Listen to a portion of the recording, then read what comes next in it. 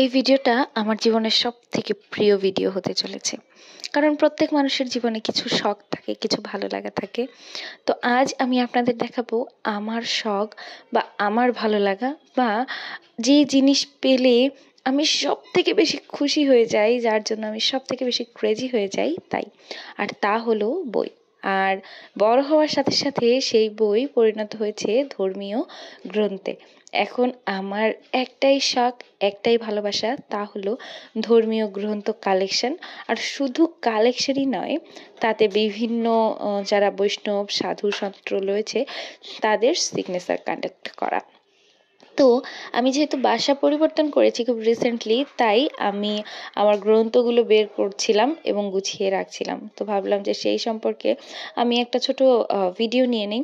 আর ভিডিওটা নেওয়ার উদ্দেশ্য ছিল, মাঝে মাঝে এমন হয় যে আমি একই গ্রন্থ 2-3বারও কিনে ফেলি, কারণ আমার মনে থাকে না যে সেগুলো আমার কাছে আছে না নাই। আর এখানে আমার যত গ্রন্থ আছে সব আমি পড়ে শেষও করতে পারিনি। আর শুধু যে এই রয়েছে তা না, এছাড়া ভাগবতম রয়েছে। আর আমার যেটা বাবার বাড়ি, সেখানে আমার পুরো একটা বুক সেলফ ভর্তি আরও গ্রন্থ রয়েছে। যদিও আমি আগে অনেক উপন্যাস পড়ারও পোকা ছিলাম, এজন্য সেখানে বিশ্ব সাহিত্য কেন্দ্রের সদস্য ছিলাম, তো সেখানে ওই সব বইও অনেক ভরা রয়েছে। তো কি আর বলবো, যাই হোক, আপনাদেরকে আমি আসলে এখন দেখাচ্ছি যে আমার কাছে টুকটাক কী কী গ্রন্থ রয়েছে। এবং আমি অবসর সময়ে গ্রন্থ পড়তেই সব থেকে বেশি পছন্দ করতাম একটা সময়।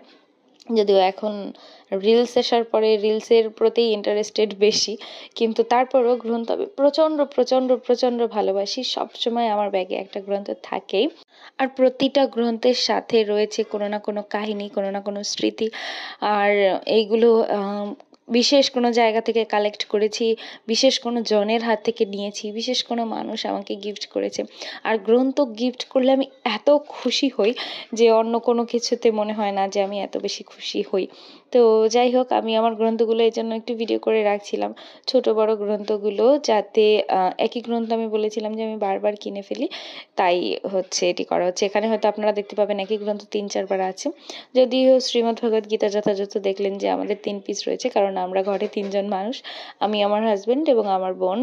তো ওই 3জনের জন্য 3টা আলাদা আলাদা গীতা, 3জনের।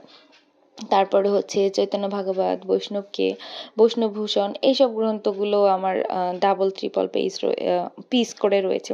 আর এখানে যেসব গ্রন্থ আমি দেখাচ্ছি, এর বাইরেও আমি অনেকগুলো গ্রন্থ খুঁজে পাচ্ছি না। মানে আমার গ্রন্থ 2টো বস্তায় ছিল, সেখানে হচ্ছে আমি সব জীবনী গ্রন্থগুলো রেখেছিলাম। যেমন এই ব্রহ্মচার্য গ্রন্থটি 1 পিস আমার আর 1 পিস প্রভুর। তো আমাদের বিয়ে হওয়ার পরে 2জনের ডাবল হয়ে গিয়েছে আর কি। যাই হোক, এরকম আর কি। আর এই নীতিগল্পমূলক গ্রন্থগুলো আমার খুব পছন্দ। আমি যখনই নীতিগল্পমূলক গ্রন্থ দেখি তখনই আমি কিনে রাখি। আর একাদশী কিন্তু 2টি গ্রন্থ। এই একাদশী নামক গ্রন্থের ভিতরে আপনারা জানেন যে একাদশী দেবী সম্পর্কে সমস্ত প্রশ্নের উত্তর দেওয়া হয়েছে। পঞ্চরাত্র প্রদীপ, যারা ভগবানের সেবা পুজো কীভাবে করতে হবে সে সম্পর্কে সন্দিহান, পঞ্চরাত্র প্রদীপ গ্রন্থটি কিনে পড়তে পারেন। সেখানে A to Z দেখিয়ে দেওয়া রয়েছে কীভাবে আপনি সেবা পূজা করতে পারবেন।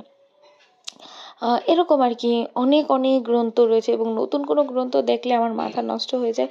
আমার মনে হয় যে আমি কখন কিনবো, এবং আমি গ্রন্থটি সম্পর্কে ওখানে বসেই আলোচনা করি যে কি আছে এই গ্রন্থে, সূচিপত্র দেখে ফেলি।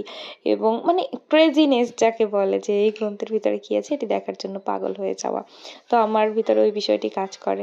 শুধু যে এখন শুধু ধর্মীয় গ্রন্থই কিনছি, ধর্মীয় গ্রন্থের প্রতি এখন আমার ইন্টারেস্ট অনেক বেশি।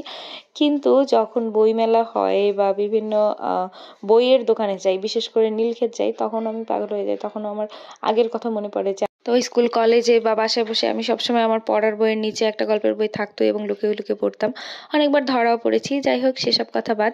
এখন আমার গ্রন্থ পড়তেই ভালো লাগে, আর গ্রন্থ দেখলেই মনে অন্যরকম একটা শান্তি লাগে। তো আজকে এই পর্যন্তই।